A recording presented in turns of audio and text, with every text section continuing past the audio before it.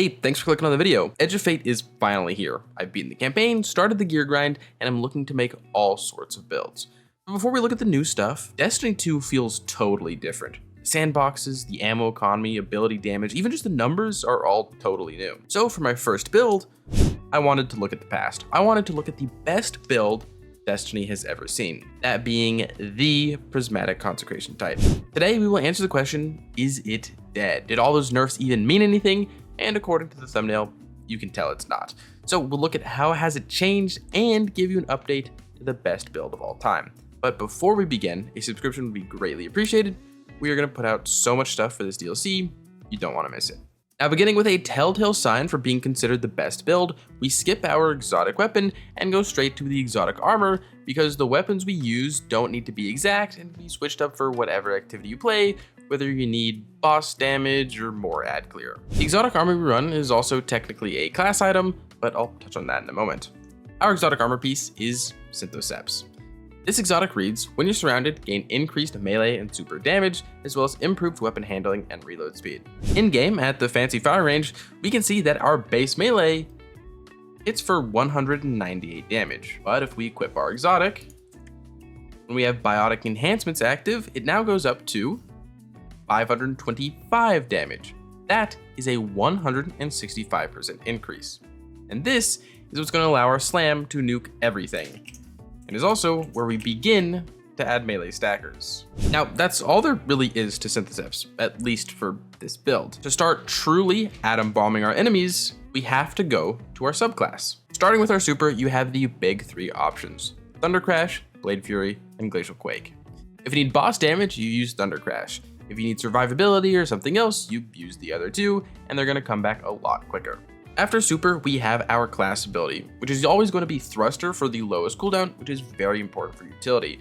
But you can also run one of the barricades, which is very impactful for absorbing splash damage, especially during boss encounters. After that, we have our melee, which must be Frenzied Blade because it gets 3 charges. We don't actually use the strand melee, even though the ability itself is pretty strong. Then for the grenade, it's going to be Glacial Grenade. This has the highest dark damage available, allowing us to fill up massive chunks of our dark transcendence meter, even though it feels like they nerfed transcendence meters yesterday.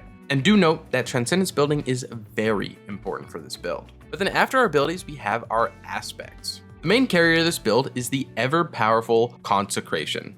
This aspect absorbs our melee and gives us an uppercut while sliding that scorches enemies, and a slam that combos out of that, which deals massive damage and causes an ignition. In game, with the biotic enhancements buffed, we can see this ability being used, where we deal, with those two numbers there, about 1700 damage. The next big damage increase though comes from our second aspect, Knockout.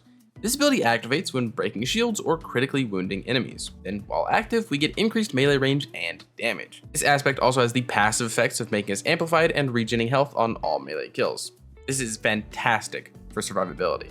For that melee damage increase though, it is a 160% additive increase to melee abilities, which, when used against this wizard here, takes our consecration all the way up to about 2400 damage. But that isn't even the end of the stacking. The last bit of increased melee damage comes from a fragment called Fast of Courage. This says that our light abilities deal more damage to dark debuffed enemies. And this is a 50% increase on melee specifically. So seeing that applied to our consecration, which we can dark debuff with a weapon like Tanash's Mastery, our melee damage is now gonna go up to about 3400 damage. But moving on from damage stacking, we have our other fragments. We run Fast of Balance so that our consecration kills, which are light damage, refund us some melee energy. Then we run Fast of Protection for free damage resist when near enemies, Fast of Dawn so that we give ourselves a radiant when hitting enemies with our slam or our knockout punches. This is fantastic for using any kind of ability, getting up close, and then ending with a weapon bake. Now moving on from our subclass, we have our weapon choices. This is also where we need to talk about the big nerf here. Double special is dead. You get to run one special weapon in 90% of cases. The goal here is to then have at the very least a weapon that generates good dark energy. As with our consecration, light damage will be mostly covered where transcendence is considered. Tanash's Mastery is the easiest no-brain pick here. With Chill Clip, it stuns overloads and unstops and is still my go-to option. You just want to have to cater your other weapons to being high damage, as Tinashe's isn't super great for that. The main thing though is that we have good dark generation on our weapons, so you could run something like Lost Signal if you prefer that. But then after weapons, we have armor. And here is where I say you kind of just want everything. I do like having close to 100 super if I can get it, because when paired with our armor mods, we can start to get chunks of our super back at a time. But after super, you kind of just want it all to be even, that way no one ability is left in the dust. And the main reason for that is the exotic class item. For me, I run the Spirit of Inmost Light alongside Spirit of the Synthos. This combo is perfect for ability spam. As you can see, if we use our abilities in sequence, then they all start to come back very quickly. This ensures that we can use our grenade or our class ability or just another melee whenever we need it. Now, finishing our armor section, we have the armor mods. For the helmet, we run 2 hands-on so that all of our melee kills give us tons of super energy. On our arms, we use 3 heavy-handed so that after spawning an orb with a melee kill, we only have to wait 1 second to spawn another. 1 orb with every slam or knockout punch. Our chest is for resists and maybe ammo generation. Legs has an insulation, so when we make an orb and pick it up, we get some class ability back, and then an invigoration, so we also get a chunk of melee back, and an absolution for a bit of everything on orb pickup. And then our class item is special finisher for free special ammo, powerful attraction to suck up all the orbs nearby when we use our class ability, and proximity ward so we become invincible while finishing enemies. It's really useful, trust me. And then for this season, we also have our artifact, where we're gonna want to use just a couple. One is Cauterized Darkness, so our slam does even more damage to non-bosses that we dark debuff. But then after that, we have Shield Crush. Mainly, this perk increases our grenade regen, but if you do manage to get Woven Mail, Frost Armor, or Void Overshield, your melee damage is gonna go up by another 25%.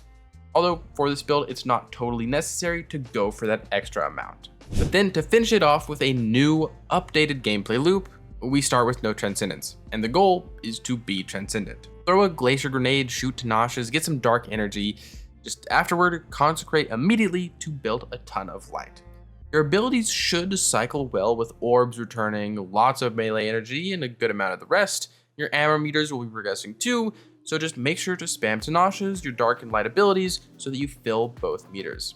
As soon as you have it, pop Transcendence, and then begin the usual slam spam. Use all of your melees, then throw a grenade to increase its regen, don't forget its mechanic, and then while Transcendent, just know you are the strongest thing in the game. Go crazy and play like nuts. All damage bonuses happen without you thinking like they always have. There's no change there.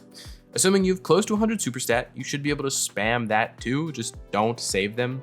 And then when you run out of Transcendence, your only goal should be rebuilding those meters. Again, the directive is the same. If you're in champion activities, you can deal with unstops and barriers and overloads if you're Transcendent. This build still does everything, man. It is simply too strong to go anywhere, and if you thought otherwise, well, I'm sorry. And I think that's everything I wanted to say. Remember, there are dim links down below, one for the class item, one for regular Synthos. So thank you for getting this far into the video. Your viewership is greatly appreciated. Apologies if this video was rushed or anything like that. We're trying to get stuff out as quickly as possible. That way you know what is good and what isn't. Come the raid in this first week, it's all a mess, but I sincerely appreciate you watching. With that, as usual, if you want to support me, support the channel, a like, a comment, a subscription goes a very long way. If you want to support me, support the channel, but you can't think of a comment down below, squid. If you know, you know. And with that, as usual, I hope you are having a great day, and I hope to see you around.